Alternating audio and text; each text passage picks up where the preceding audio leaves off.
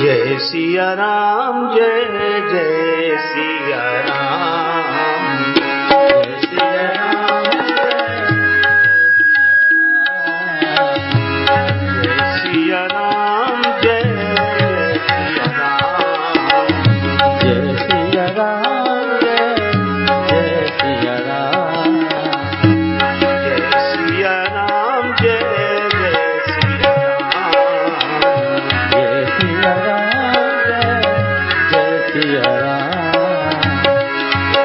सिया राम, जय सिया राम, जय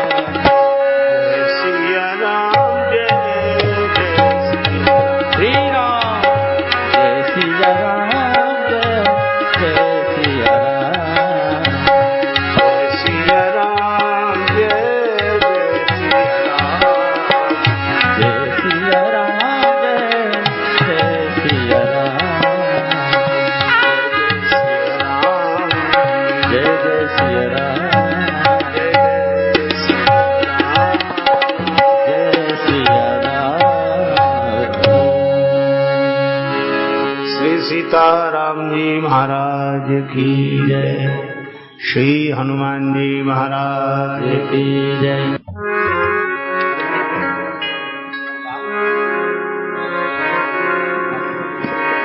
निज अनुभव खगेसा, निज अनुभव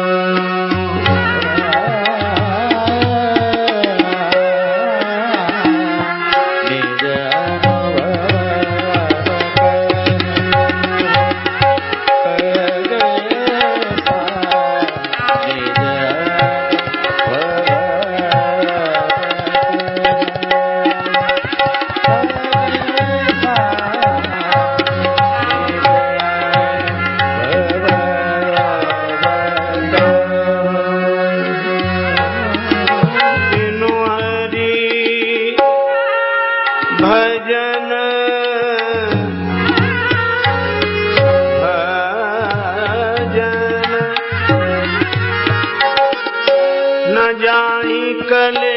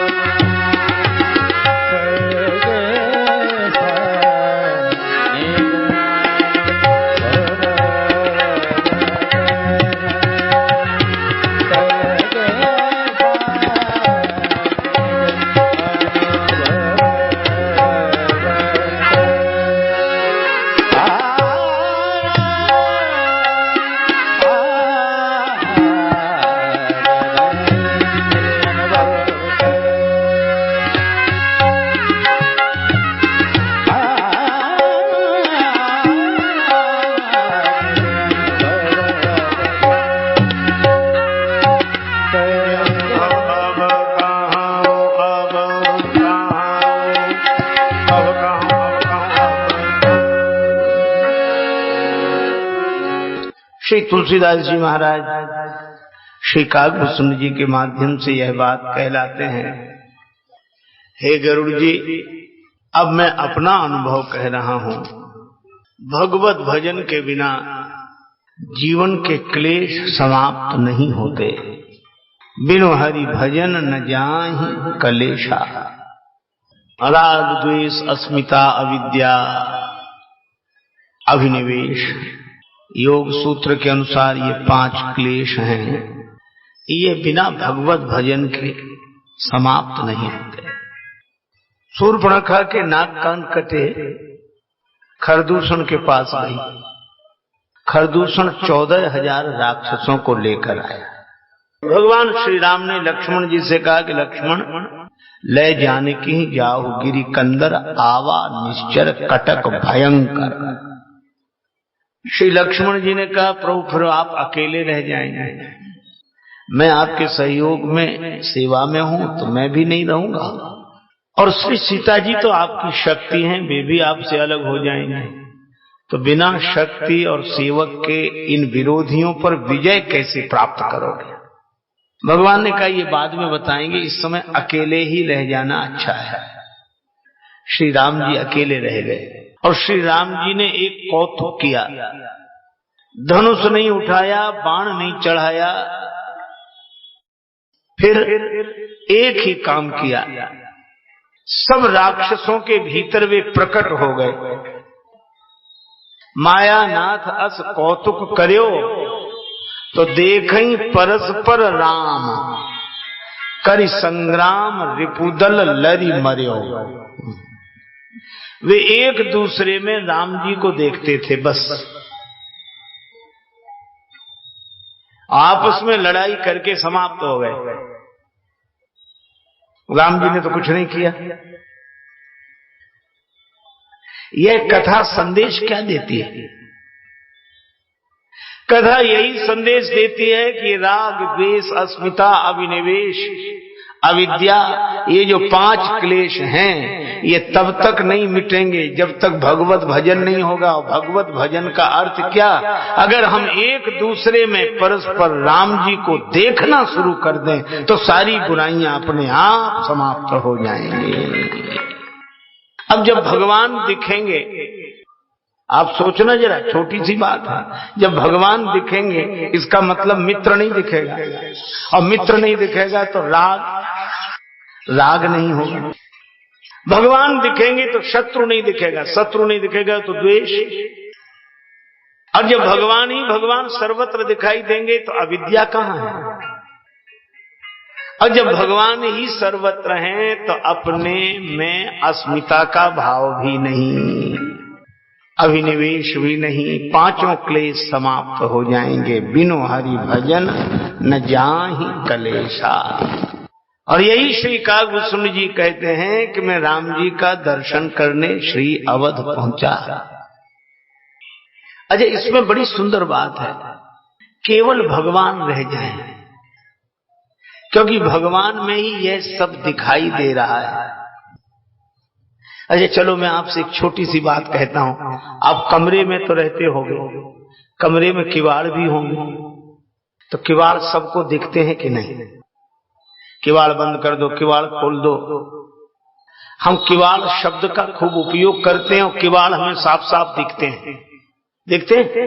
अच्छा, अब आप ये बताओ, किवाड़ में लकड़ी है कि लकड़ी में किवाड़ है?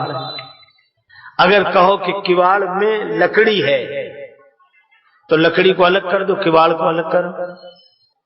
अगर कहो कि लकड़ी में किवाड़ है तो किवाड़ को अलग करो, लकड़ी को रहने दे। तो ये अलग हो नहीं सकते। अच्छा भाई, अलग क्यों नहीं हो सकते? क्योंकि ये अलग अलग हैं ही नहीं। अच्छा, अलग अलग तो नहीं है, पर दो हैं कि नहीं, लकड़ी और किवाड़? अरे भाई, दो भी नहीं है। अरे दो नहीं है तो ये क्यों नहीं कहते कि किवाड़ है ही नहीं, लकड़ी ही लकड़ी है। तखत, मेज, कुर्सी, आलमारी सब लकड़ी है ना? तो जैसे तखत, मेज, आलमारी कुछ है ही नहीं, किवाड़ भी नहीं, लकड़ी ही लकड़ी है, इसी तरह बालक, वृद्ध, जवान, स्त्री, पुरुष कुछ नहीं है, भगवान ही अनेक रूपों में प्रकट हो गए, भगवान ही भगवान है। और फिर भी एक बात कहूंगा, जगत एकदम मिथ्या ऐसे नहीं है। जगत का मिथ्या होना इस अर्थ, ब्रह्म सत्यम जगन मिथ्या, मिथ्या होना इस अर्थ में है कि जो हम कह रहे हैं वो नहीं है, लेकिन फिर भी है। एक आदमी घड़ा बेच रहा था, किसी ने कहा कितने का दिया? कहा 2 रुपए का। कहा कि 1.5 रुपए में दे दो। कहा 2 पैसे कम नहीं करूंगा। कहा तुमने तो इसे बिल्कुल सोना बना रखा है। तो बेचने वाला बोला तुमने इसे क्या बिल्कुल मिट्टी ही समझ रखा है? अब घड़े में सिवा मिट्टी के क्या है? जब वो घड़ा नहीं बना था तब मिट्टी था, और घड़ा नहीं रहेगा तब मिट्टी रहेगा, तो बीच में क्या है? मिट्टी ही है। लेकिन जब तक वो घड़ा बना है तब तक उसके गले में रस्सी बंधेगी कि नहीं? घड़ा बना है तब तक रस्सी बंधेगी, डुबकी लगेगी, बार बार आएगा जाएगा, और घड़े है ना। लेकिन एक बात है, और घड़े के बिना हम पानी कैसे पिए? मिट्टी में तो पिया नहीं जा सकता। तो ये काम चलाने के लिए, पानी पीने के लिए, लेकिन ये जब तक हम में जीव भाव रहेगा तब तक ये रस्सी बंधी रहेगी, आवागमन होता रहेगा, और जिस दिन हम जान लेंगे कि हम मिट्टी ही हैं, उस दिन ये आवागमन समाप्त हो जाएगा। यही जाने जग जाए हेराई। लेकिन हमारा इतना अधिक निश्चय है कि हमें किवाड़ के कारण लकड़ी नहीं दिखती, जंजीर अंगूठी के कारण सोना नहीं दिखता। एक आदमी की अंगूठी खो गई, एक महात्मा के पास गया, महाराज मेरी अंगूठी खो गई, बता दो कहाँ है? महात्मा बोले मैं बता दूंगा। तो बताओ कुर्ते की जेब में कि तकिए में कि पलंग पर कहाँ छूट गई, कहाँ है अंगूठी? महात्मा बोले अंगूठी कहीं भी हो, पर जहाँ होगी सोने में ही होगी, सोने से अलग नहीं हो सकती। तो ये दुनिया कहीं भी हो, किसी भी रूप में हो, जहां भी होगी भगवान में ही होगी, भगवान से अलग हो नहीं सकते। अब देखो 2 बातें हैं इसमें, चिदाभास, चिद विलास और चिद विवर्त। चलो अभी शब्द आ गए, चर्चा कर दो, फिर कथा सुनाओ हमको। चिद विलास और चिद विवर्त। चिद विवर्त ऐसे समझो जैसे मैंने उदाहरण दिए, सोने में आभूषण है नहीं पर भास रहा है, लकड़ी में किवाड़ है नहीं पर भास रहा है, इसी तरह ब्रह्म में जगत है नहीं भास रहा है। इसको बोलते हैं चिद विवर्त। लेकिन हम जो ये शंकराचार्य जी का सिद्धांत है चिद विवर्त, लेकिन हम लोगों का जो सिद्धांत है वो चिद विलास है। तुलसीदास ये चिद विलास जग बूझत बूझत बूझ है। और चिद विलास क्या है? चिद विलास ये जथा अनेकन बेश धरी नृत्य करे नट कोय। अच्छा, इसमें देखो बड़ा थोड़ा सा अंतर है, लेकिन है अंतर बड़ा मजेदार। जैसे कोई व्यक्ति किसी नाटक में महिला बने, पुरुष महिला बने, तो एक बात बताओ, महिला बनने पर वह पुरुष बना रहता है कि नहीं? महिला बनने पर पुरुष बना रहता है, महिला तो नहीं बन जाता है। और अगर कोई सचमुच महिला बनने ही लगे तो ऐसा खतरा क्यों मोल लेगा? कोई क्यों बनेगा महिला? अच्छा, वो जानता रहता है और बोलेगा ऐसे, मैं आ रही हूं, मैं अभी आई, मैं खा रही थी, मैं पी रही थी, ऐसे ही बोलेगा, मैं तो आपकी दासी हूं। लेकिन भीतर जानता रहेगा कि ये तो नाटक है, पर मैं खा रही हूं नहीं हूं, आ रही हूं, मैं आ रहा हूं, मैं पुरुष हूं। ये जानने के बाद भी लीला वैसे ही होगी कि नहीं? बस इसको बोलते हैं चिद विलास। इसी तरह भगवान मनुष्य बने हैं पर मनुष्य हैं नहीं, वे मनुष्य बनने के बाद भी भगवान हैं। वे लीला मनुष्य की तरह करते हैं। मैं आ रहा हूं, जा रहा हूं, जग रहा हूं, सो रहा हूं, जन्म हुआ है, विवाह हुआ है, वनवास हुआ है, सारी लीला मनुष्य जैसी करते हुए भी राम जी भगवान हैं, मनुष्य के रूप में भगवान हैं। तो उस चैतन्य का विलास है।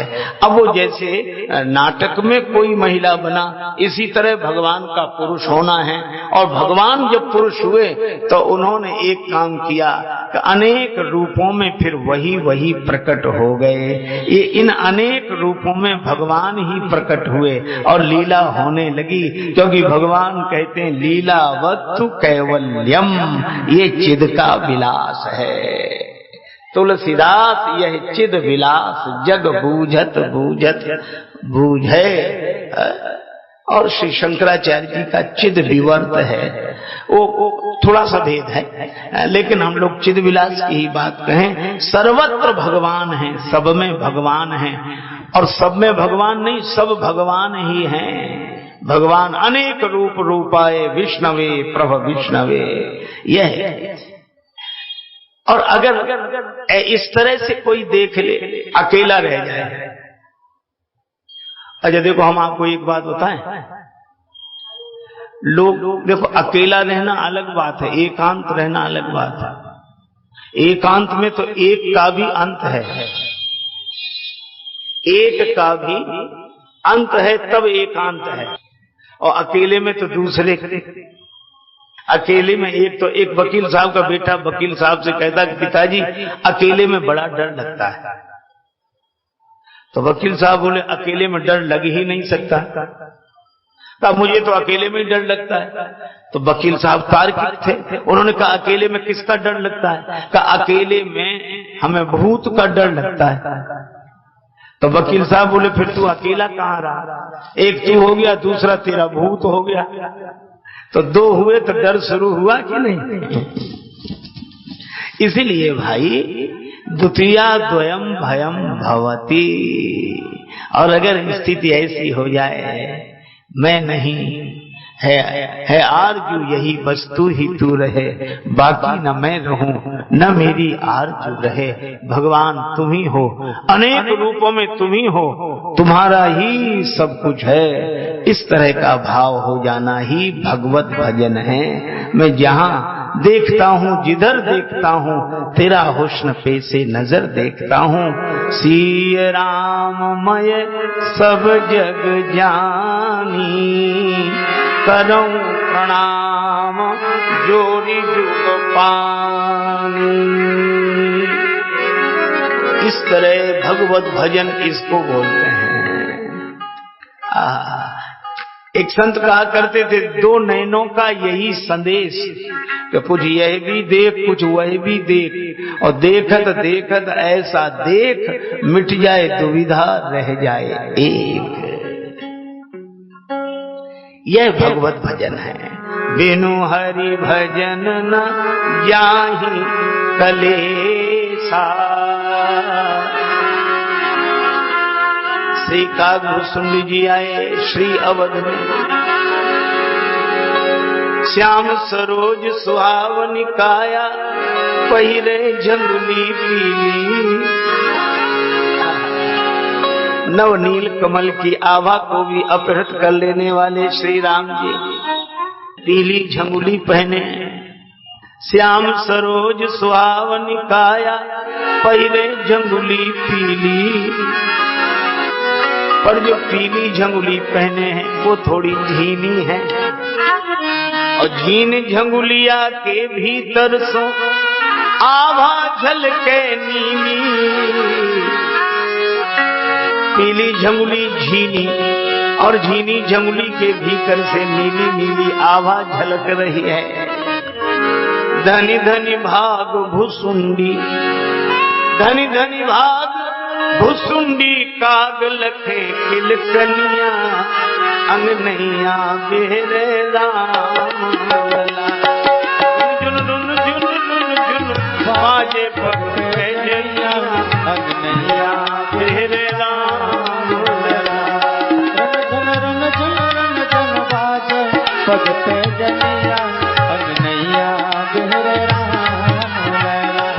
जुन जुन जुन जुन जुन बाजे पग पैजनिया, अंगनैया बेरे राम लला। रन रन जुन बाजे पग पैजनिया, अंगनैया बेरे राम लला। दुई दुई दसन दामनी जैसे दम दम दम दम दम के। दुई दुई दसन दामनी जैसे दम दम दम दम दम के। कर कंजन कंचन के कंगना, चम चम चम चम चम के। चम चम चम चम चम के। कर कंजन कंचन के कंगना, चम चम चम चम चम के। कर कंजन कंचन चम चम चम चम चम के। चम चम चम चम चम के। सोहे रुचिरिये, सोहे रुचिरिये, मणिमाल कमर कर धनिया, अंगनैया बेरे राम। पग पे जनिया, अंगनैया बेरे राम लला। रुन जुन जुन रुन जुन बाजे पग पे जनिया, अंगनैया बेरे राम लला।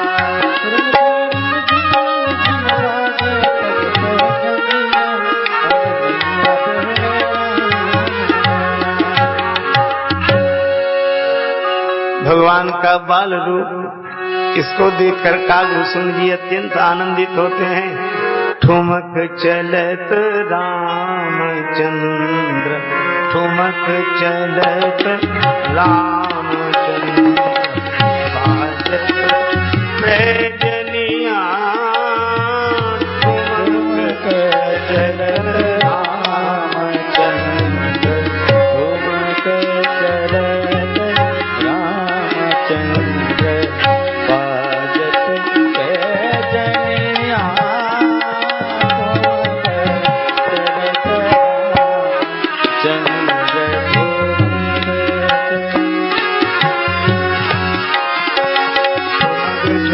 रामचंद्र बाजत पैजनिया, ठुमक चलत रामचंद्र, रामचंद्र रामचंद्र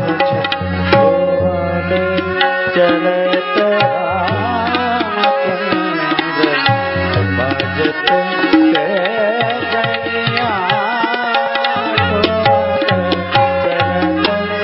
पैजनिया, ठुमक चलत रामचंद्र, रामचंद्र रामचंद्र चलत रामचंद्र, बाजत पैजनिया,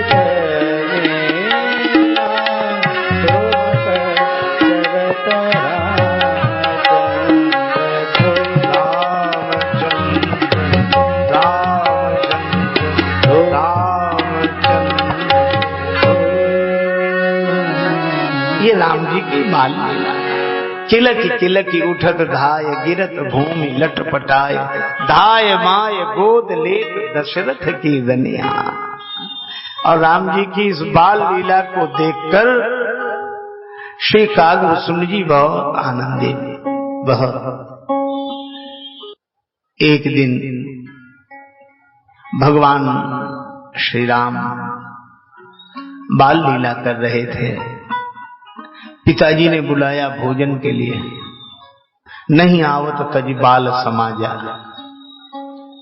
कौशल्या माता बुलाने गई तो पकड़ में आ गए।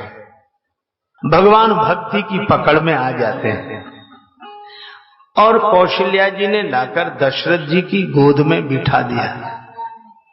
अब बैठ तो गए, मित्रों के बिना खाने का मन नहीं हो रहा है। सहना भवतु सहनौ भुनक्तु। लेकिन भागे किधर से? आगे भोजन की थाली, पीछे महाराज दशरथ, दोनों तरफ महाराज दशरथ की दो भुजाएं। भागे किधर से? अचानक अवसर मिल गया। जब दशरथ जी भोजन ग्रहण करने लगे तो पंच कवल कर जैवन लागे। उन्होंने भोजन का ग्रास जैसे ही मुख में रखा तो एक साइड खाली हो गई। भाज चले किलकत मुख दधि ओदन लपटाए, मुख में दही चावल लपेट कर भागे। किसी ने कहा कि प्रभु खाते सो खाते, पेट में रखते सो रखते ही लपेट कर काहे को ले जा रहे हैं? भगवान ने कहा एक तो मित्रों के बिना मैं खा नहीं सका, दूसरा आंगन में कागभूषुंड प्रतीक्षा कर रहे होंगे। जूठनी परई अजिर मह सोई उठाई कर खाऊं, उनके लिए गिरा था। अच्छा आप सोचो, कागभूषुंड जी तो यही पाकर प्रसन्न, राम जी की जूठनी मिल रही, राम जी का दर्शन, राम जी की भक्ति। भगवान श्री राम का जब श्री कृष्ण अवतार हुआ तो कागभूषुंड जी वहां भी पहुंच गए। भगवान कृष्ण ने कहा कि यहां कैसे? कागभूषुंड जी ने कहा कि सरकार जूठनी के तो हम पुराने अधिकारी हैं, उस अवतार में भी आते थे, इस अवतार में भी आ गए। भगवान बोले यहां उस अवतार जैसी लीला नहीं है, वहां तो जूठनी मिल जाती थी, इस अवतार में बोले यहां तो हम ही दूसरों का छुड़ा छुड़ा के खा रहे हैं, तुम्हें कहां से? ग्वालन के कर और छुड़ावत, ग्वालन के कर और छुड़ावत, ग्वालन के कर और छुड़ावत,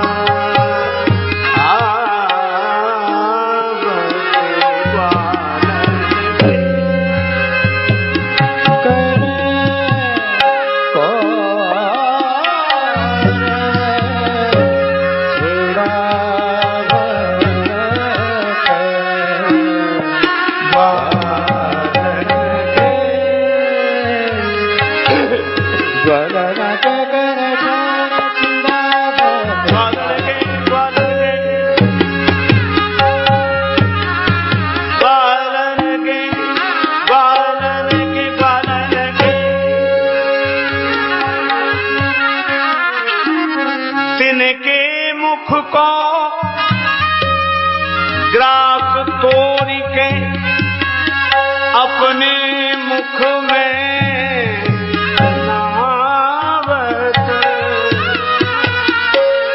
अपने मुख में नावत, नावत ग्वालन के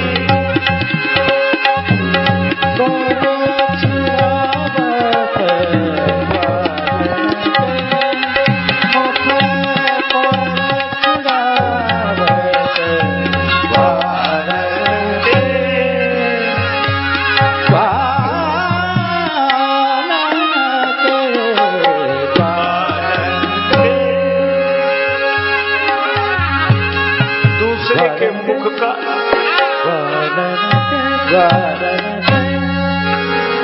ग्रास लेकर अपने मुख में रखते हैं। ये लीला है भगवान गोविंद की। तो कन्हैया ने कहा कि यहाँ हम कैसे तुम्हें अपनी जूठनी देंगे, यहाँ तो हम ही। काग वसुनी बोले तो हम भी आपकी तरह हो जाएंगे। उस अवतार में तो जूठनी मिल जाती थी, इस अवतार में हम छुड़ा कर भाग जाएंगे।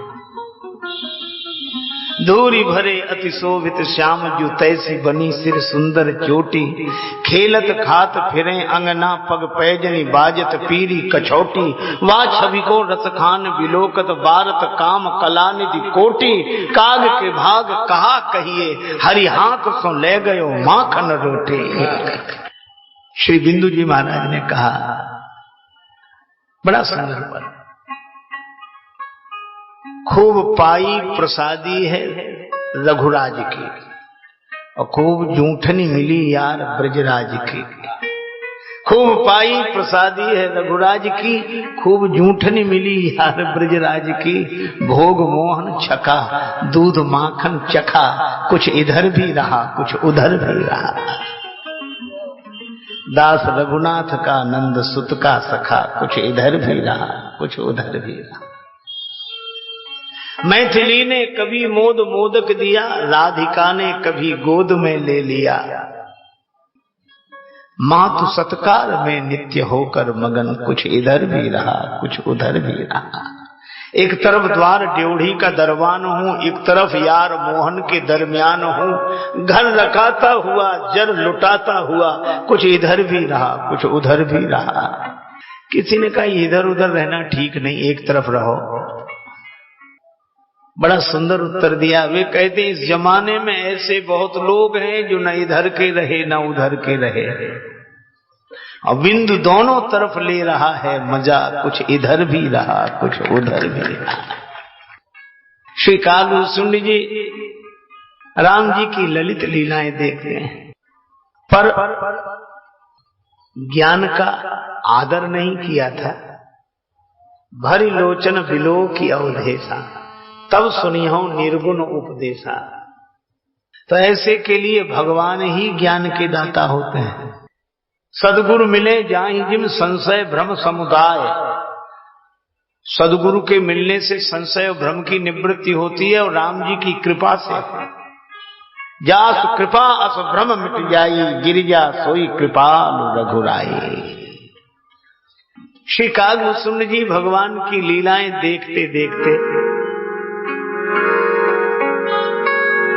सजल नयन कछु मुख करी भूखा, सजल नयन दादा कछु मुख करी भूखा,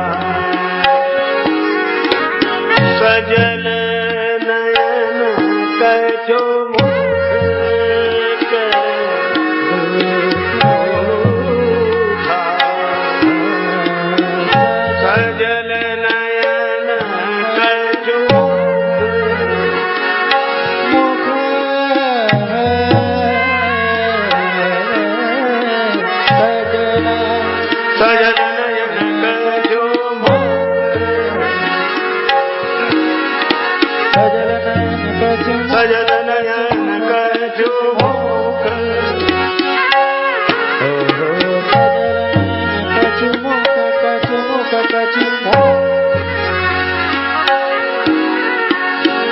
सजल नयन कछु मुख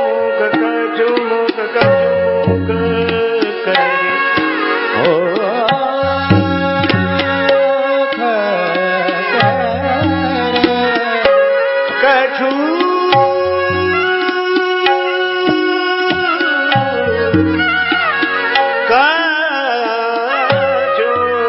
नयन कछु नयन कछु नयन कछु सजल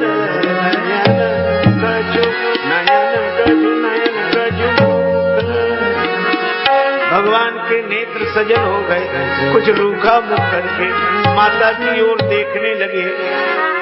मुझे भूख लग रही है। कागभूषण जी कहते मेरे दिमाग में यह बात आई कि यह तो विश्व को खिलाने वाले हैं, विश्वंभर हैं, और इनको भी भूख, ये रो रहे हैं। सजल कजमुख कर रूखा चितई मात तन लागी भूखा।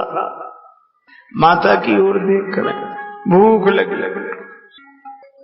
तो ये सचमुच भगवान है क्या?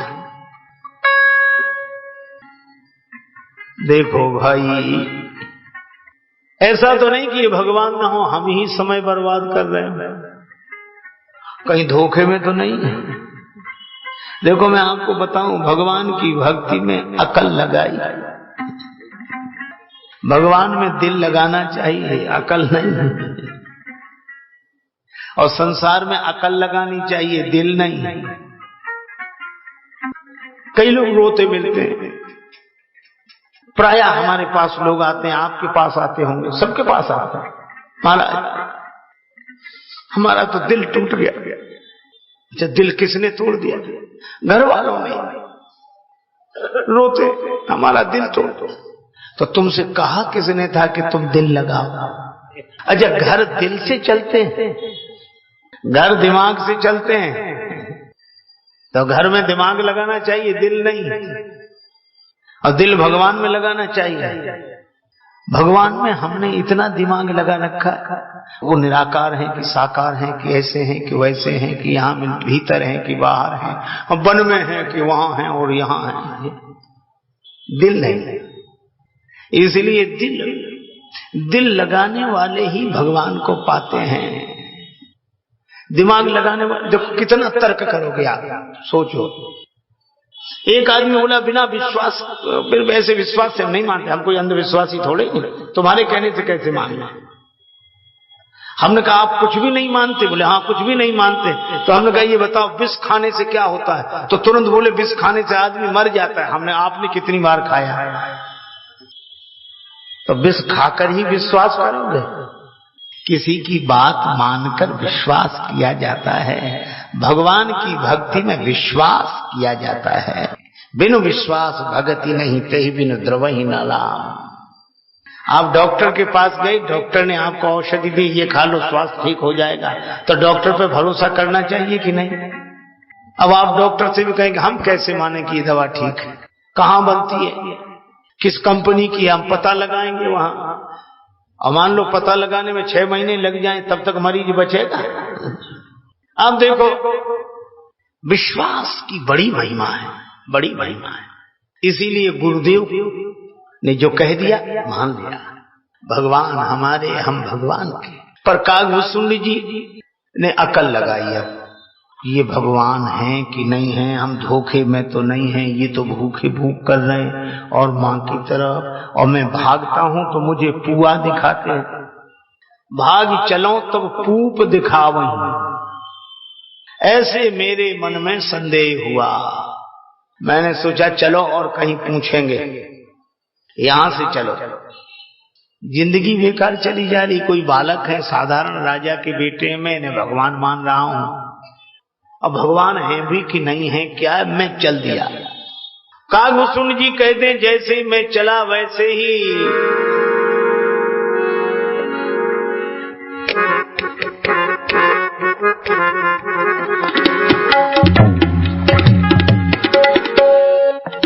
राम गान कहा भुजा पसारी, राम भुजा पसारी, राम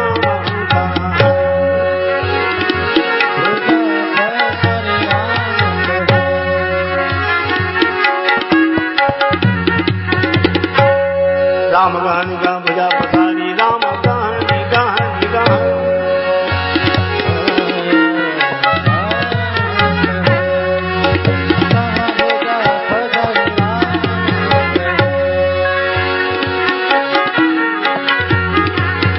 राम गान गा भुजा पसारी, गान गा भुजा पसारी, गान गा भुजा पसारी, राम गान।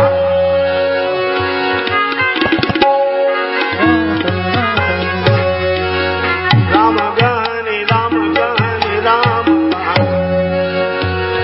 राम जी ने पकड़ने के लिए भुजा। अब कागभूषुंड जी कह दे कि मैं जितनी दूर उड़ कर जाऊं भगवान की भुजा वहीं पास। अब इतने से बालक की भुजा इतनी दूर, मैं जहां तक गया भगवान की भुजा पास में। कागभूषुंड जी कहते 57 भेद करी जहां लगे गति मोरी, मैं जहां तक गया भगवान की भुजा पीछे, जहां मैं वहीं भगवान की भुजा। अब मैं पीछे देखूं फिर आगे जाऊं, पीछे देखूं फिर आगे जाऊं, भगवान की भुजा पीछे, और मुझ में भगवान की भुजा में 2 अंगुल का भेद। यही तो भक्ति का भेद है, 2 अंगुल का, 2 ही अंगुल का भेद है। मैं दास, आप मेरे भगवान, ये नाम रूप का भेद है। भगवान मानो सिद्ध कर रहे हैं कि कागभूषुंड जहां तुम हो वहां मेरी सत्ता है, जहां तुम वहां मैं, मुझ में तुझ में बस 2 अंगुल का भेद है। अब बोलो, अंत में देखा कि भगवान की भुजा बिल्कुल साथ में ही है, सर्वत्र है। तो मैं लौट कर आया, भगवान के चरणों में गिर गया, कहने लगा प्रभु मैं सब समझ गया, सब कुछ समझ गया, सही बात समझ गया। क्या समझ गए? सब जगह आप हो, सब में आप हो, कण कण में आप हो। मैं जहां जहां गया वहां वहां आपकी भुजा, सब जगह आप। भगवान हंसे कि अभी पूरी तरह नहीं समझे हो। अच्छा देखो, क्या समझना भी, जैसे किसी ने कहा कि चेहरा दर्पण में देखो, और दर्पण में दिख गया चेहरा साफ, तो क्या दर्पण में दिखने वाला चेहरा सही है? नहीं। देखो आपको एक हंसी की बात सुनाऊं, मुझे याद आई। हमारे परम पूज्य संत श्री विनीत जी महाराज, उन्होंने एक उदाहरण दिया, बड़ा सुंदर उदाहरण है। एक किसान बड़ा गरीब गांव से मेले में गया, मेला देखने, पहली बार मेला देखने गया। उसने मेला तो कभी देखा नहीं था। गया सो इधर उधर घूमा, तो एक दुकान पर दुकानदार और सामान रखे था, एक शीशा रखा था, बड़ा आदम कद शीशा। अब वो इधर उधर घूम के जो शीशे के सामने गया तो उसे अपना स्वरूप दिखाई दिया। ये मुस्कुराया, सो वो भी मुस्कुराया शीशे में भी। इसने हाथ जोड़े तो उसने भी हाथ जोड़े। ये बोला भैया राम राम, तो उसके भी होंठ हिले। बड़ा खुश हुआ कि ये भाई साहब बहुत अच्छे हैं। दुकानदार से बोला ये भाई साहब कितने के दिए? दुकानदार बोला हमारा तो शीशा बिके, चाहे भाई साहब समझ के ले जाओ चाहे शीशा समझ के। सस्ते के जमाने में उसने 2 रुपए मांगे, इसने दिए, शीशा खरीद लिया। कृषक एक शीशा ले घर आए, कृषक एक शीशा ले घर आए।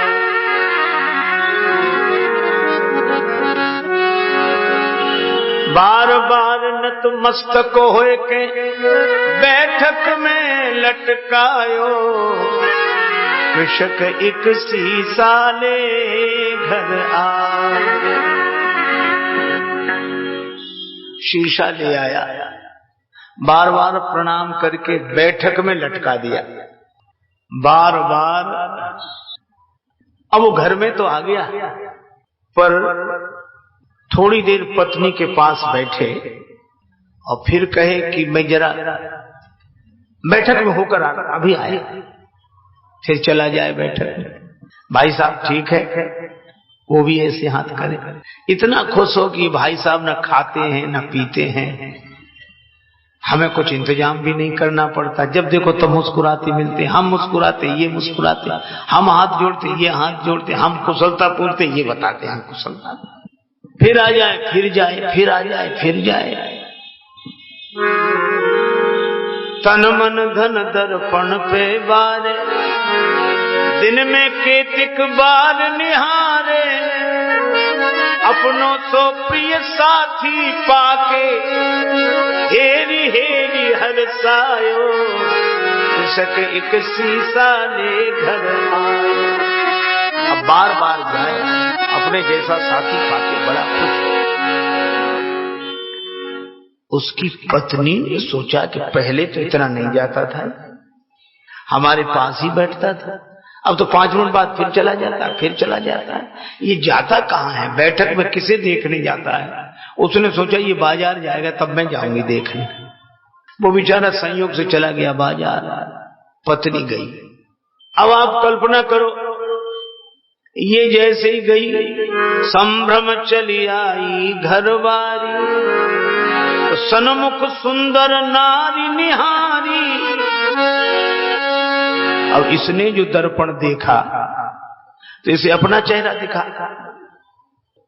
बस आए गई यह सौत हमारी, क्रोध हृदय में छायो, कृषक एक सीसा ले घर आयो। अब उसने जो देखा ये बीमारी है, इस वजह से आता है। अब इसको अपनी छवि दिख रही कि वहां था तो कोई नहीं। अब इसने आंख दिखाई कि तू मेरे रहते, तू आई। ऐसे मुक्का बांधा आंख दिखाई, तो उधर से भी वैसे मुक्का बांधा आंख दिखी। अच्छा तू मुझे आंख दिखाई, तो वैसी आंख दिखेंगी और मुक्का। बस अब इसने रोना शुरू किया, भाग पड़ी बस मैं न रहूंगी, विष खेऊं या डूब मरूंगी। ढाई सास बहू रानी ने कैसो रुदन मचायो, कृषक एक सीसा ले घर आयो। अब सास दौड़ी, ये बहू काहे को रो रही है। बहू वहीं से रोते हुए बोली, यहां आके अपने बेटे की करतूत देखो, किसे ले आया। सास आई, अरे बेटा तू रो मत, मैं देखती हूं कौन है। बहू को चुप करके सास गई, और जो सास ने शीशा देखा तो उसमें बुढ़िया दिखाई पड़ी। सास हाथ जोड़ के बोली, अरे भाई राम राम, आप हो, क्षमा करना, बहू को तो समझ नहीं है, माता के भाव से ले आया होगा बेटा सेवा करने, आप आराम से रहो, बहू को मैं समझाऊं। अब बहू से सास बोली, आई सास चली तत्क्षण में, वृद्धा दीख पड़ी दर्पण में। अरे बावरी या बुढ़िया पर मेरो लाल लुभायो, कृषक एक सीसा ले घर आयो। इस पर मेरा लाल लुभा गया, अरे मां समझ के सेवा के लिए लाया होगा। अब सास बहू में झगड़ा, बहू कहे कि नहीं तरुणी है, सास कहे कि वृद्धा है, और दर्पण ऐसा करे जो सामने आ जाए उसी को दिखा दे। ससुर ने सुना, ये क्यों लड़ रही हो, क्या बात है।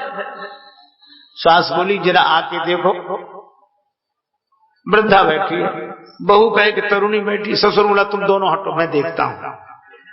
सास बहू को झगड़ा लग के दर्पण ससुर निहारो, और जब ससुर ने दर्पण देखा तो दाढ़ी वालों पुरुष देख के दोवन को फटका। हाउ से दाढ़ी वाला पुरुष दिखाई दिया। अरे बोले, भैया राम राम, आप हो। अरे ये दोनों मूर्खाएं हैं। बोला, ससुर अरी मूर्खाओ, धर के मानव देह लजाओ, मर न गई तुम नारी पुरुष को भेद समझ नहीं पायो। तुम्हें स्त्री पुरुष का भेद पता नहीं। सास कहे कि नहीं है तो बुढ़िया, बहू कहे कि तरुणी, और वृद्ध कहे कि वृद्ध। इतने में वो आदमी आ गया जो दर्पण लेकर आया। बोला, आप लोग यहाँ क्यों खड़े। बोलिए, बैठक में किसे बिठाया। वो बोला, हमारे भाई साहब है। अब बोलो, वो सब दर्पण के सामने जाए तो उसको अपना रूप दिखे। अब जिसके सामने दर्पण करो वो अपना रूप दिखा दे, और वो लोग समझे कि ये सही है। तो उन्हें ज्ञान तो था ही कि अज्ञान था। अज्ञान था, वहां कोई नहीं था, लेकिन उस अज्ञान को ज्ञान समझ रहे थे शीशा से बनते शुभ दर्शन, तापे मचो घोर संघर्षण, टूट गिरो दर्पण विनीत, मन ही मन में पछतायो। दर्पण टूट कर टुकड़े टुकड़े हो गया, और जैसे ही दर्पण टूटा तो सब खत्म हो गए कि नहीं? न पुरुष, न तरुणी, न वृद्धा, न वृद्ध, कोई था ही नहीं। पर ये किसमें दिखाई दे रहे थे? दर्पण में। तो दर्पण में दिखने वाले चेहरे को सही मान लेना ज्ञान है कि अज्ञान? और हम अज्ञान को ही ज्ञान कहते हैं। हमें तो ज्ञान है, हमने समझ लिया, हमको समझ लिया, हमको सब। देखो, जिसमें है उसी में नहीं है। मति न लखे तेई मति लखे। चेहरा दर्पण के अलावा कहीं दिखेगा नहीं, पर दर्पण में होगा नहीं। श्री रामकृष्ण परमहंस कहा करते थे कि पंचांग सूचना देता है कि इतने इंच पानी बरसेगा, पर पूरे पंचांग को निचोड़ दो, एक बूंद भी पानी की नहीं गिरेगी। अच्छा बोलो, रेलवे टाइम टेबल में सभी रेलगाड़ियां हैं। आजकल तो लोग मोबाइल में देख के बता देते हैं, अभी बता रहे गाड़ी कहां पहुंची, और उसमें सब बताते हैं कि गाड़ी यहां पहुंची, यहां से निकल गई, यहां से निकल गई। रिजर्वेशन देख लेते हैं, सब देख लेते हैं गाड़ी।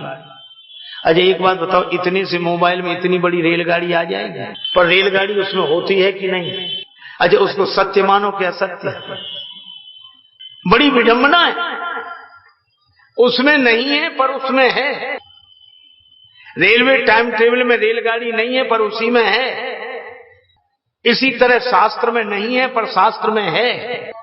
सत्य शब्दातीत है पर शास्त्र में, शास्त्र के दर्पण में उस परमात्मा का चेहरा देखकर परमात्मा को मानना चाहिए। वह उसमें नहीं है, अलग है। भगवान ने कहा कागभूषुंडी, ये जो तुम्हें ज्ञान हो गया कि सब जगह मैं हूं, सब जगह मैं हूं, सब जगह मैं हूं, ये जो तुम्हें ज्ञान हुआ ये पूरा ज्ञान नहीं है। हमें तो ऐसे ही लग रहा है कि सब जगह आप हैं। भगवान ने कहा बिल्कुल ठीक है, ये तुम सही कह रहे हो, लेकिन पूरा ज्ञान नहीं है। पूरा ज्ञान कैसे होगा? भगवान ने कहा कागभूषुंडी भीतर चले जाओ। प्रभु हंस दीन मधुर मुस्कानी, भगवान के मुख में चले गए। कागभूषुंडी जी भीतर गए, और जो भीतर गए तो राम उदर देखे जग नाना। अब राम जी के भीतर ही उन्हें सब दिखाई पड़ा। अब कागभूषुंडी जी परेशान कि अयोध्या में राम जी हैं कि राम जी में अयोध्या है, महल में राम जी कि राम जी में महल है। ऐसा विचित्र देखा कि राम जी में सब समाया हुआ है, सब राम जी के भीतर है, सारा संसार। और यहां तक उन्हें अपना आश्रम भी राम जी के भीतर दिखाई पड़ा। अच्छा देखो, भगवान के भीतर एक चीज और दिखी, काल कर्म गुण ज्ञान स्वभाव। कौशल्या माता ने भी देखा, कागभूषुंडी जी ने भी देखा, काल कर्म स्वभाव गुण सब इकट्ठे। और ये अंग किसके हैं? फिरत सदा माया कर प्रेरा, काल कर्म स्वभाव गुण घेरा। ये काल कर्म स्वभाव और गुणों का घेरा है। तो भगवान के भीतर कैसे आ गया? कि जो भगवान की शरण में आए उनका काल कर्म स्वभाव गुण भगवान ने खा लिया। खा लिया, हाँ, तभी तो रामचरितमानस में लिखा काल कर्म स्वभाव गुण भक्षक, रघुकुल केतु सेतु श्रुति रक्षक, काल कर्म स्वभाव गुण भक्षक। जो भगवान की शरण में आ जाता है उसका काल समाप्त, कर्म समाप्त, स्वभाव समाप्त, गुण समाप्त। अब तो राम जी की इच्छा से वह रहता है, राम जी की लीला में पात्र बनकर रहता है। वो सब दिखा, माया दिखी, अति सभीत जोरे कर ठाड़ी, भगवान के भीतर। कागभूषुंडी जी कहते हम अपने आश्रम चले गए, आश्रम में कुछ दिन रहकर आए, और 2 घड़ी में यह तमाशा हुआ, और हमें लगा कि हम बहुत समय से हैं। प्रभु हंस दीन मधुर मुस्कानी, भगवान मुस्कुराए, और भगवान के मुस्कुराते ही मैं मुख से बाहर आ गया। भगवान ने कहा कागभूषुंडी अब क्या समझे? कागभूषुंडी बोले कि अब मैं कुछ कह नहीं सकता कि क्या समझा। भगवान ने कहा कि जब कहने की स्थिति न रहे तो समझ लो कि अब तुम समझ गए हो। कहा नहीं जा सकता, कैसे कहोगे? अभी तुम कह रहे थे कि सब जगह मैं हूं, सब में मैं हूं, और अब तुम कह रहे हो कि मेरे भीतर ही सब है। तो सत्य क्या है? सब में परमात्मा है या परमात्मा में सब है? देखो कठिन बात है। सब में परमात्मा है कि परमात्मा में सब है? भगवान ने कहा काकभूषण अब पूरी तरह समझ गए। यो माम पश्यति सर्वत्र सर्वम च मयि पश्यति। जो मुझ में सब, जो सब में मुझको देखता है और मुझ में सबको देखता है, जो सब में मुझको देखता है और मुझ में सबको देखता है, वही सच्चे अर्थ में देखता है, उससे मैं कहीं नहीं छिपा हूं। ये देखा तुलसीदास जी ने और कहा क्या?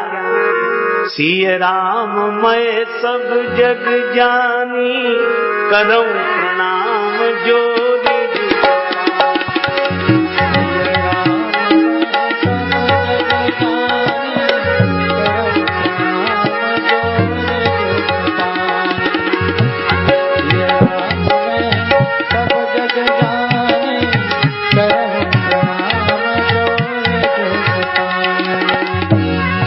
संसार। उदाहरण बड़ा सुंदर। सिय राममय, श्री सीता माता, श्री राम जी। हमारे यहाँ की कितनी अद्भुत संस्कृति है। श्री सीता राम जी की तरह कोई हुआ ही नहीं, कोई नहीं हुआ। श्री राम जी प्रकट हुए यज्ञ से, अग्निदेव ने प्रकट होकर हवि का प्रसाद दिया, राम जी प्रकट हुए। और श्री जानकी माता प्रकट हुई पृथ्वी से। दोनों में से किसी का जन्म सांसारिक ढंग से नहीं हुआ। इतना अद्वितीय उदात्त आदर्श। देखो एक विनोद की बात मुझे याद आई। श्री लक्ष्मण जी से मिथिला की देवियों ने विनोद किया कि आपके यहाँ जो आप लोगों का जन्म हुआ बड़े विचित्र ढंग से हुआ। पहले तो चौथे पण तक महाराज दशरथ को कोई संतान नहीं हुई। गुरुजी की शरण में गए और गुरुजी ने श्रृंगी ऋषि को बुलाया, यज्ञ हुआ और उस यज्ञ में अग्निदेव प्रकट हुए, हवि का प्रसाद दिया और प्रसाद माताओं ने पान किया। ऐसे आपका जन्म हुआ। यही है। अब राम जी चुप, लक्ष्मण जी भी चुप कि इसका क्या उत्तर दें। लेकिन हमारे लक्ष्मण जी तुरंत बोले एक बात है क्या? का हम तो अपने यहाँ हमारा जन्म माताओं से हुआ, पर धन्य है जनकपुर। यहाँ तो जिसे संतान की आवश्यकता होती है फावड़ा और टोकनी लेकर जाता है, जमीन खोद कर निकाल लाता है। तुम्हारे तो मही से सब उपजत अस हमरे नहीं नीति। बड़ा सुंदर जवाब है। लेकिन इस प्रसंग को लेकर हमारे पूज्य मामा जी श्री नारायण दास जी महाराज, भक्तमाली जी महाराज, वो विनोद करते थे मिथिला पक्ष की ओर से। कहने लगे इसमें भी या में प्रबल पक्ष मिथिला को लखऊ उभय परिपाटी, और काम करे जो खीर अवध की सो मिथिला की माटी। बड़ा अच्छा कि काम करे जो खीर अवध की सो मिथिला की माटी। अयोध्या की खीर जो काम करती, मिथिला में वही कार्य मिट्टी कर देती है खीर। हमसे उनके किसी शिष्य ने बहुत बाद में आकर कहा मामा जी ने ये जवाब दिया मिथिला की ओर से।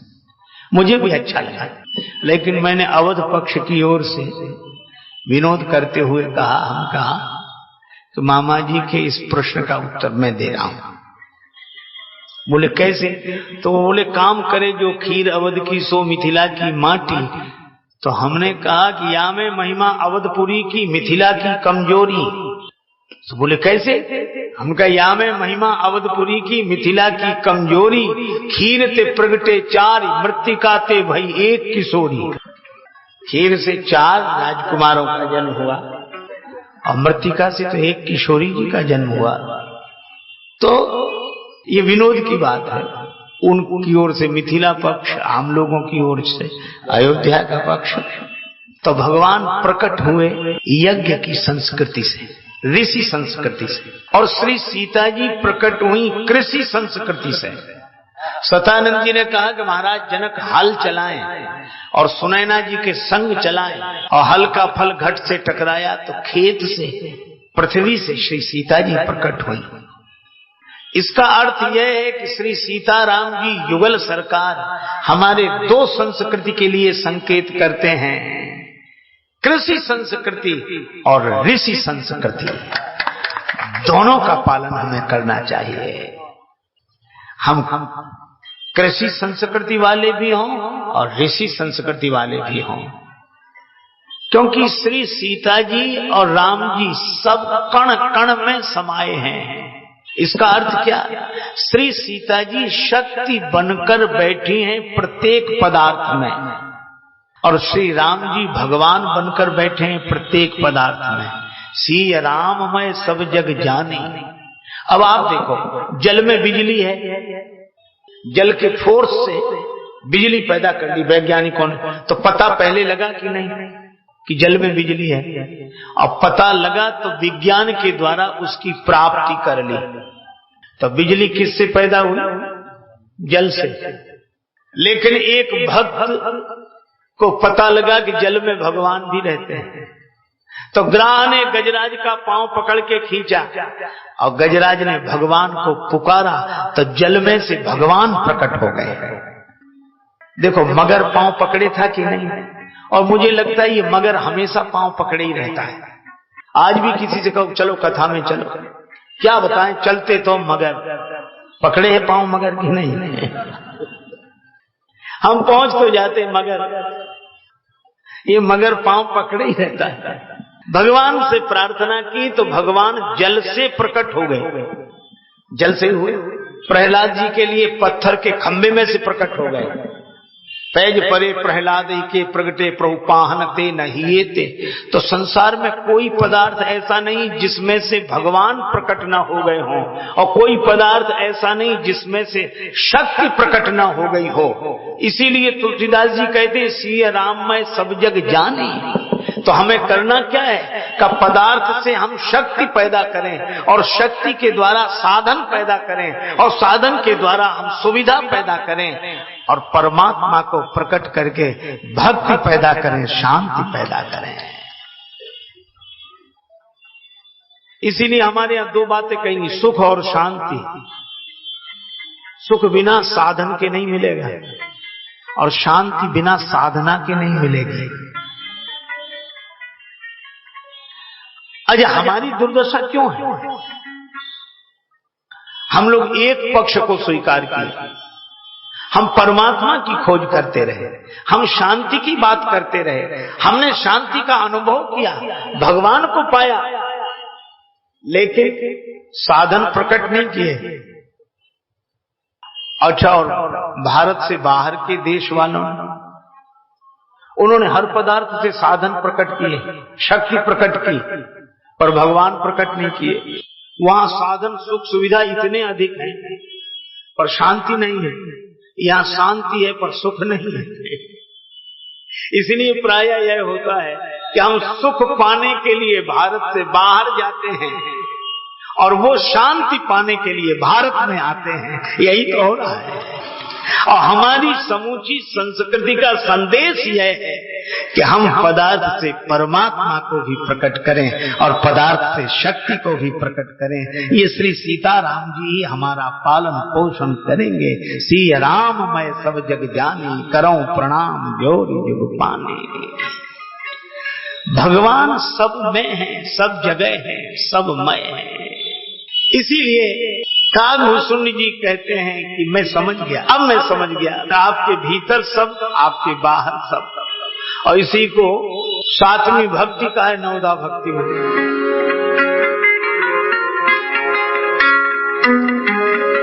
सातम सम मुई मैं जग देखा, सातम सम मुई मैं सातम सम मुई मैं जग देखा, सातम सम साम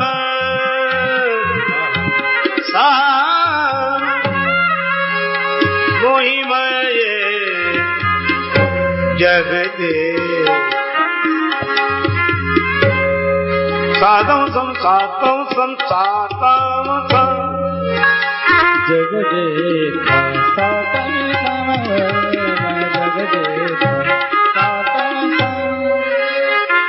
सातवीं भक्ति सब में मुझे देखो और मुझ में सबको देखो, ये है मय का अर्थ। सब में भगवान और भगवान में सब। लेकिन एक बात और कही भगवान ने इस भक्ति में, मोहिते अधिक संत करी लेखा, मुझ से अधिक संत को देखे। क्यों? संत को इसलिए अधिक समझे क्योंकि संत न होते तो ये समझाता कौन? इसलिए यह बताने वाले संत की महिमा अधिक है। नहीं तो बड़े विचित्र लोग हैं। एक आदमी कीली ठोक रहा था दीवार में, कीली, तो महाराज उल्टी ठोके, मत्था लगाए दीवार की तरफ और नोक पर हथौड़ी मारे। अब कीली कैसे गड़ जाए? एक दूसरा आदमी आया, क्या बात है? बोली कीली निकल। रुको रुको रुको, गंभीर मामला, मैं देखता हूं।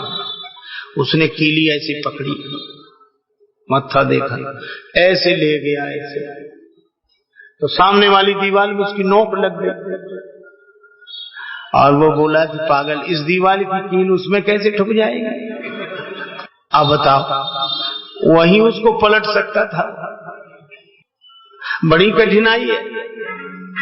इसीलिए संत मिलने से समस्या का समाधान होता है। संतों से पूछना चाहिए। एक बार की घटना, एक गांव था और गांव में विपिन बिहारी जी का मंदिर। गांव से बाहर विपिन बिहारी जी का मंदिर, गांव से बाहर मंदिर था तो विपिन बिहारी भगवान कहलाते, भगवान श्री कृष्ण। और नदी के उस पार जंगल में एक कुटिया थी, एक सन्यासी महात्मा रहते थे। कभी कभार भगवान के दर्शन के लिए आते थे। शरद पूर्णिमा के 1 महीने पहले की बात, पुजारी जी सायंकाल आरती कर रहे थे। आरती सजाई, भगवान की आरती उतारने के लिए। बड़े ध्यान से सुनना। और इतने में किसी ने आके कहा कि वो रास्ते में जो नाला है उसका पुल टूटा हुआ, गड्ढा है, वो महात्मा दर्शन करने आ रहे थे, पांव फिसल गया, गड्ढे में फंस गए, निकल नहीं पा रहे। और पुजारी ने इतना सुना कि महात्मा फंस गए, निकल नहीं पा रहे, उसने आरती वहीं छोड़ दी। आरती की नहीं भगवान, और आरती छोड़कर भागा। लोग बोले कैसा पागल आदमी, आरती छोड़कर जा रहा, आरती छोड़कर, भगवान की आरती छोड़कर। अरे फंसे रहेंगे महात्मा, तो फंसे रहते, थोड़ी देर में निकाल लेते हो। पर पुजारी चले गए, महात्मा को निकाला, मंदिर में लाके कपड़े बदलाए, स्नान कराया। चोट लग गई थी संत को, थोड़ा व्यवस्थित किया, फिर भगवान की आरती उतारी। लोग बुरा भला कहते रहे, उसने कोई परवाह नहीं की। रात्रि भर महात्मा रहे, पति पत्नी दोनों ने सेवा की। सवेरे जाते जाते महात्मा बोले, पुजारी अब हम शरद पूर्णिमा के दिन फिर आएंगे। संत चले गए। शरद पूर्णिमा के 1 दिन पहले पुजारी ने कहा कि कल संत आएंगे और पुल टूटा हुआ है, गड्ढा है, संत की सेवा अपने हाथ से करनी चाहिए। तो मैं एक काम करूंगा, क्या टोकनी और कुदाल लेकर चलूंगा, मैं मिट्टी खोद खोद कर टोकनी में भरूंगा और तुम टोकनी अपने सिर पे रखकर गड्ढे में मिट्टी डालते जाना, पुल बन जाएगा। महात्मा को आने में कठिनाई नहीं होगी। ठीक है। पत्नी का नाम था सुमति कुमारी, जैसा नाम वैसे ही स्वभाव। और दूसरे दिन संत और पुजारी जी कुदाल लेकर गए, कुदाल से मिट्टी का खनन करते, टोकनी में डालते, टोकनी भर कर देते। सुमति कुमारी अपने सिर पर रखकर उस गड्ढे में मिट्टी डालती। यही क्रम चल रहा था। पुजारी जी बोले, भगवान का नाम लेते चलो, संत की सेवा हो रही, भगवान का नाम। तनसों सात दुख मनसों करत काम, मुखसों जपत नाम श्याम यदुवीर को। भगवान का नाम ले रही है, मिट्टी सिर पे टोकनी रखकर गड्ढे में डालने जा रही है। और यह क्रम चल ही रहा था। तब तक देखा क्या, दूर से एक बालक आया, देखो विनीत शीघ्र सती को सहायक बन, बन से सिधायो एक बालक अहीर को। एक ग्वाला आया और ग्वाला मुस्कुराया, उतनी दूर से मैं आ रहा हूँ। सुमति कुमारी ने कहा, कहो बेटा कुछ काम। ये टोकरी मेरे सिर पर रख दो, तुम्हारी जगह मैं मिट्टी डालूंगा, लेकिन एक बात याद रखना, टोकनी उठाई ठानी काम की न डोल्यो कहूँ, बानी मधुर बोल्यो हरैया पर पीर को, और यही कहा मैया घर जाओ पे समैया पे रखियो ध्यान, दिवैयो प्रसाद मोह पूरी और खीर को। मैं शरद पूर्णिमा पर आऊंगा, खीर पूरी का प्रसाद दिलवाना। सुमति कुमारी मुस्कुरा कर रह गई, अपने मंदिर चली गई। अब बालक टोकनी सिर पे रखे गड्ढे में डाला है, फिर तो खाली रख दे, भरी टोकनी रख के फिर डाला। ये 2-4 बार ऐसे हुआ और पुजारी उधर देख ही नहीं रहे, तुम तो मिट्टी खोद रहे थे। फिर सोचा कि देखे गड्ढे में कितनी कमी रह गई, तो ऐसे पीछे मुड़कर देखा तो टोकनी सिर पे रखे मिट्टी की वो बालक, तो दृष्टि पिछारी परत ही। पुजारी को लगा ये पुण्य काम करने में ये कौन आ गया जो बीच में करने लगा। दृष्टि पिछारी परत ही भये दो द्रग लाल, पत्नी के शुभ काज को करत बिलो क्यों ग्वाल। और ग्वाल ये कार्य कर रहा है तो बड़े क्रोधित हुए। आयो कहाँ ते मूढ़ मार्ग बनावन हेतु, सुकृत बटाए लेत सुमति कुमारी के, दांत कटकटात गारी देत पिछारी परे, तजके कुदारी कहें जात कहाँ दारी के। अब बालक आगे और पुजारी जी पीछे। आज तो देख ही लो भाई से, अब वो टोकनी कहीं गिरा नहीं सकता था, तो टोकनी सिर पे रखे ही भागा। अब भागा गांव की तरफ। पुजारी जी ने कहा आज तो छोड़ूंगा ही नहीं, इसे पकड़ कर पूछूंगा ये कौन है क्या कर। और बालक भागा आगे, बालक पीछे, पुजारी और बालक गया तो मंदिर में प्रवेशो विनीत जू विचित्र बाल। मंदिर में प्रवेश कर गया। मंदिर में प्रवेशो विनीत जू विचित्र बाल, देख के चरित्र चक्षु चकित पुजारी के। क्या देखा, जिस आसन पर बैठ के पुजारी सबको चरणामृत देते थे, आसन पर टोकनी, आसन पे टोकनी, सिंहासन पे माटी पड़ी, अंगन पे धूल चढ़ी विपिन बिहारी के।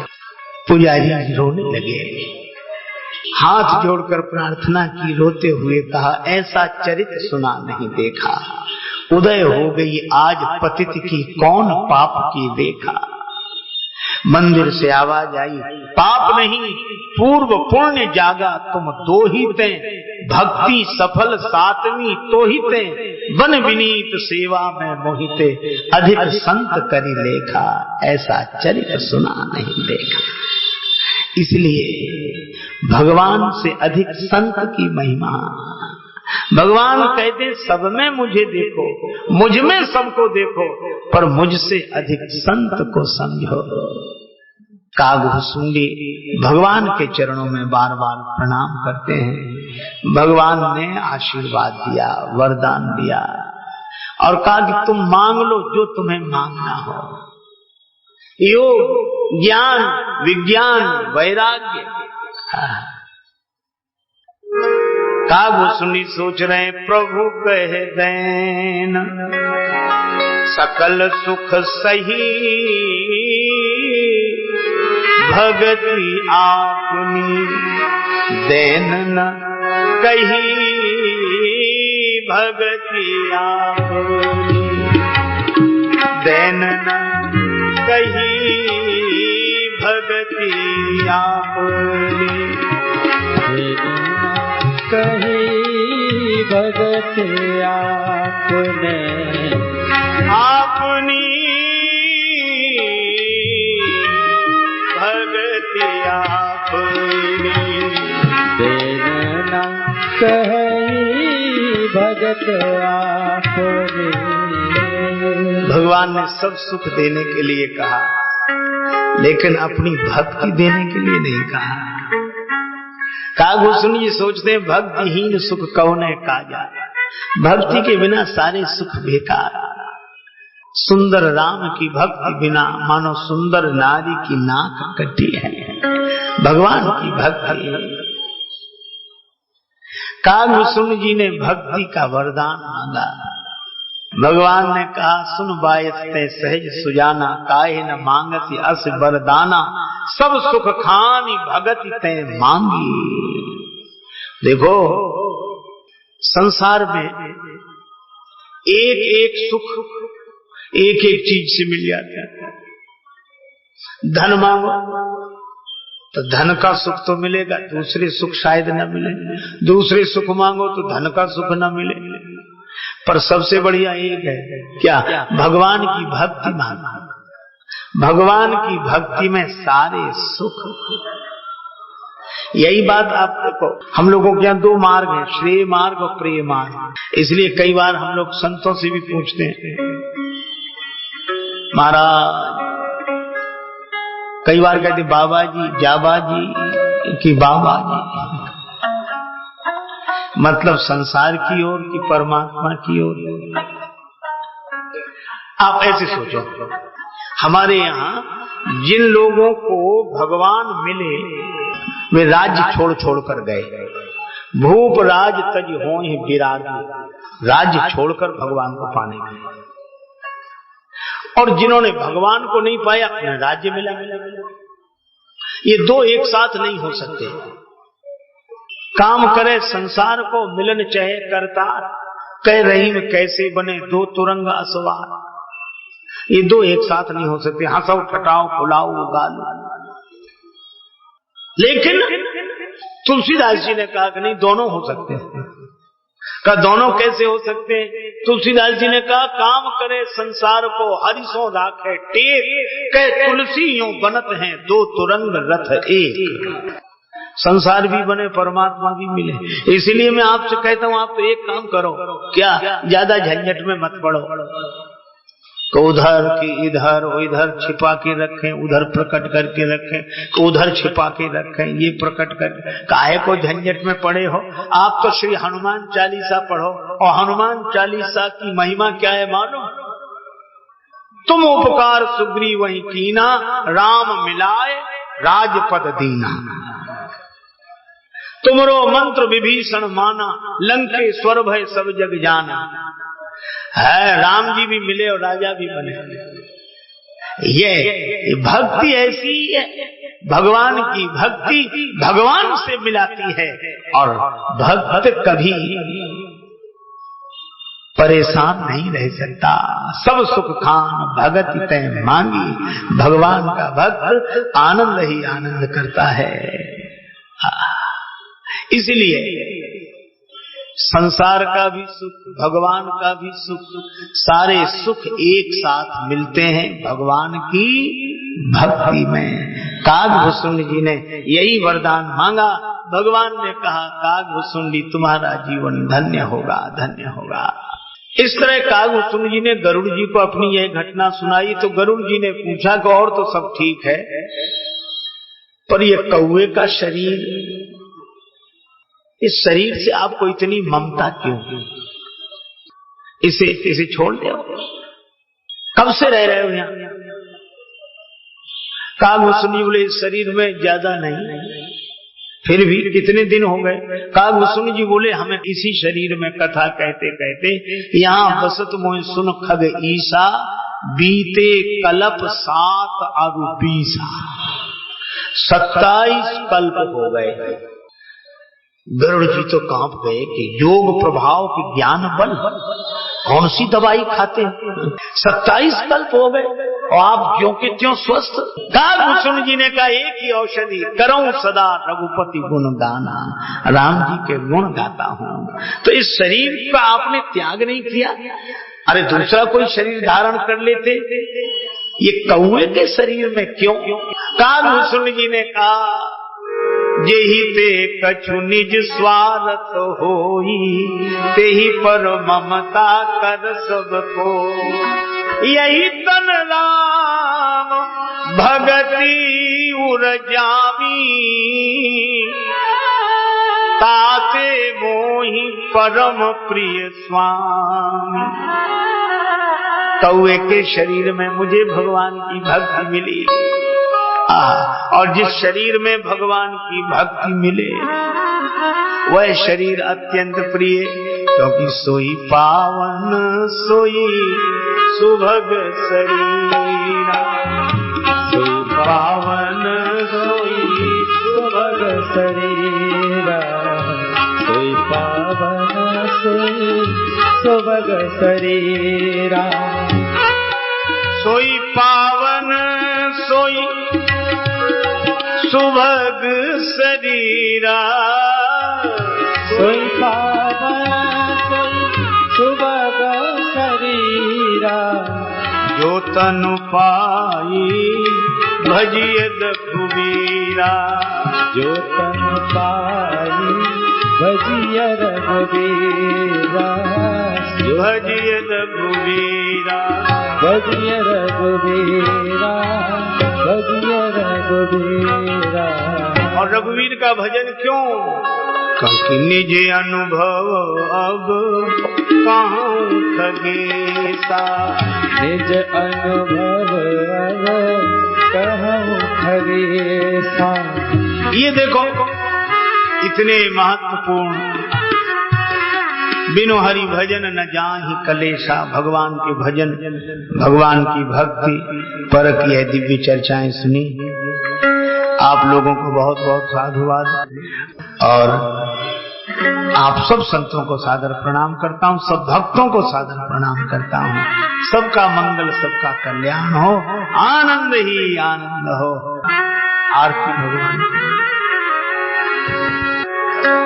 आरती अवध बिहारी की दयामयी जनक दुलारी की, आरती अवध बिहारी की दयामयी जनक दुलारी की, आरती अवध बिहारी की दयामयी जनक दुलारी की।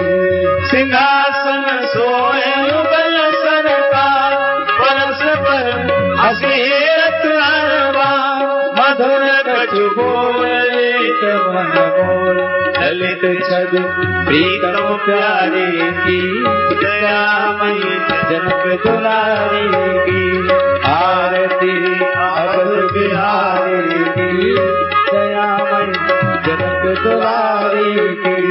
बलोकत पाए हरदीला, निरख पर पंकज हो